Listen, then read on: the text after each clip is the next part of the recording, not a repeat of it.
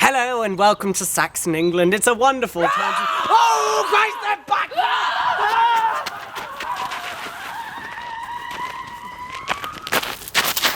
Welcome to the Viking era!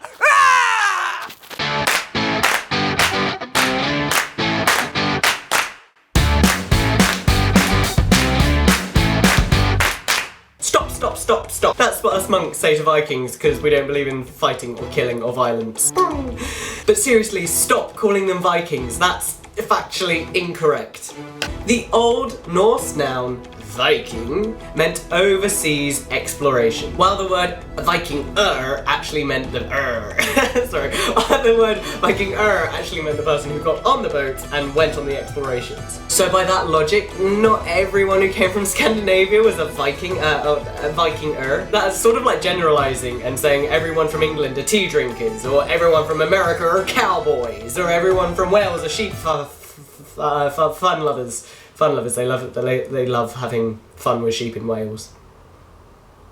But back on subject. It is so very easy to imagine that these guys are like drunken frat boys from Norway and Denmark who are like, what should we do this weekend, Olaf? I don't know, let's get the squad together, sail over to medieval England, you know, beat up some monks, nick their shit and come back and be like, woo!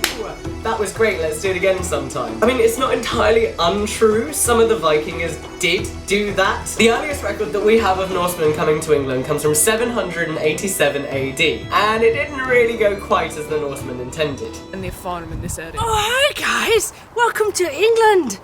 Oh, we're so happy to have you. A nice boat, by the way. But as we don't know who you are, perhaps you'd like to meet our king. Olaf! What? Why you kill people? You kill people every day! Not every day. I might be okay, actually. Olaf! Sorry. You think killing people makes them like you, Olaf? But it doesn't. It just makes them dead. All those in favor of getting back in boat say aye. Aye.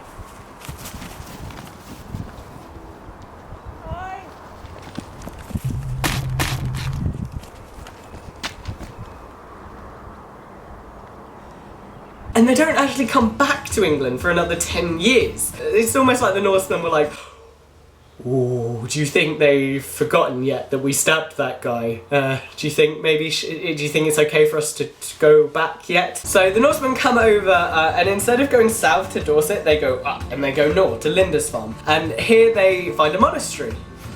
Obviously these two people, these monks and these Norsemen can't really communicate with each other, but it becomes very clear very quickly that these monks are a bunch of pussies and they're not going to fight back. Norsemen collect everything and they punch some crosses in the face and they nick a load of monks and they're like, yeah, we're going to sell you on eBay, and they take them back to Scandinavia to be slaves. Yay!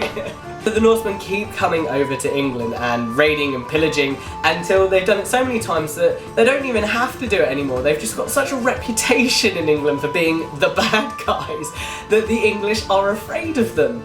There are too many Norsemen is England's number 3 complaint, right behind I'm dying and everything hurts, my liege. Oh, dread. Someone ought to do something about those Norsemen. Yes, like, I don't know, the king maybe? Oh, excellent idea. Yes, let's get this I'm the king, aren't I? Yes. Not to worry. I have a cunning plan. Christ. Follow me, Courtney. Stop my name. Let's not forget that most Norsemen, they weren't invaders and warriors, they were farmers by profession. And so when they came to England, they're like, this place is great, imagine what we could grow here. And they're not actually doing that much bad, really. They're not, you know, they're not trying to colonize, they're not trying to really cause war. They are just coming over, and if you're getting in their way, that sounds like a you problem. So we could use these villages here. What's that sound? Sounds like 2 idiots clapping. Whoa, Nelly. You were right, Olaf. Thank you for agreeing to see me today. We didn't agree to anything, you just showed up. I don't have time for a history lesson. I am the king. I am very busy and important. And I have come to speak to you today about Courtney. Tell them what we've come to speak to them about. That's the boy. 63% of England find you too intimidating. What is too intimidating? Oh, Tell me, bean counter. Okay. What is too intimidating? It's supposed to be a joyous occasion. No point arguing over who killed who. We've come to make you an offer. An offer? We will give you the north. What? Daneslaw. Bit shit. Cold. Then we'll also pay you. What? For not killing anyone else. Oh, and I've got this, I've got this coupon. One coupon is 2 of us. Good for 2 drinks at the Georgian Dragon Inn. There we go. It's a good bar. They have those little cocktail sausages. I gave that to you for your birthday. Never mind, Courtney. What say you? We could just... Alright. See? Let's hug it out. The last time I hugged a man was on the day my father died. I strangled the life out of the bastard. Maybe save the hugs for later. Agreed? It's time to leave, my lord. Time to go. Have a good day. Do not tell me what to do, little man! Have a day. You forgot your horse! Christ! Hurry, Courtney. You want to go get pissed? It's 2 fucking drinks. We're not going to get pissed. We're not going to get pissed on 2 fucking drinks.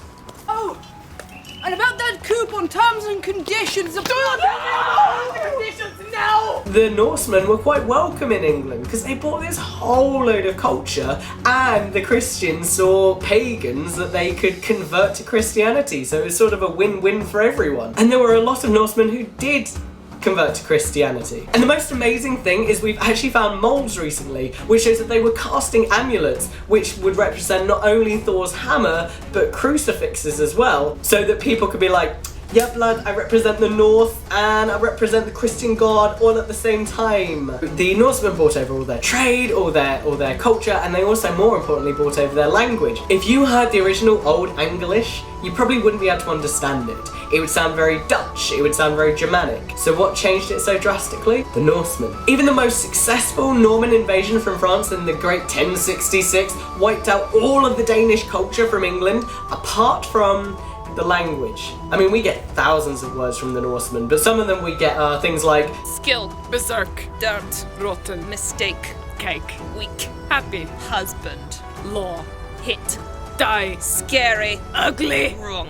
I mean, their names were kick-ass as well. While we were naming our children things like Archibald and Cuthbert, the Norsemen were calling their daughters names like Gunhilda. Gun means war, and Hilda means battle.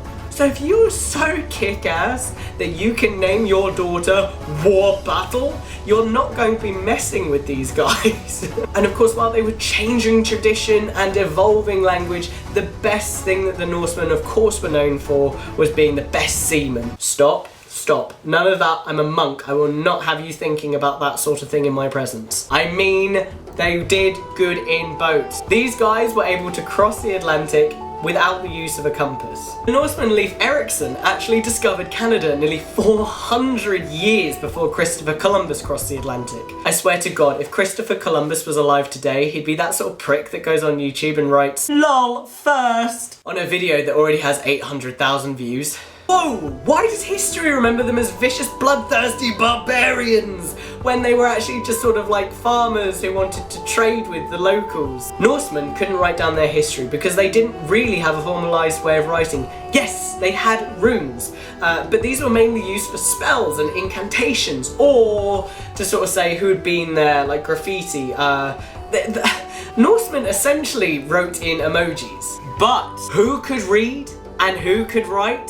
Even though they're not much good in a fight? Monks! Pissed off monks. And while monks can't fight physically, they can fight with words. So the monks started writing all this shit down in books like, yeah, I'm gonna write some really bad crap about you, and history's gonna think you were the bad guys, and you were awful, and everyone's gonna read this and they're gonna think it's great, and I'm gonna rate it E for explicit. So historians generally regard this stuff written by monks as essentially the fanfic of history. These monks were in the archive of their own, like, yeah, hashtag AU, hashtag communication failure, hashtag servitude kink, warning, contains monk bashing and blasphemy.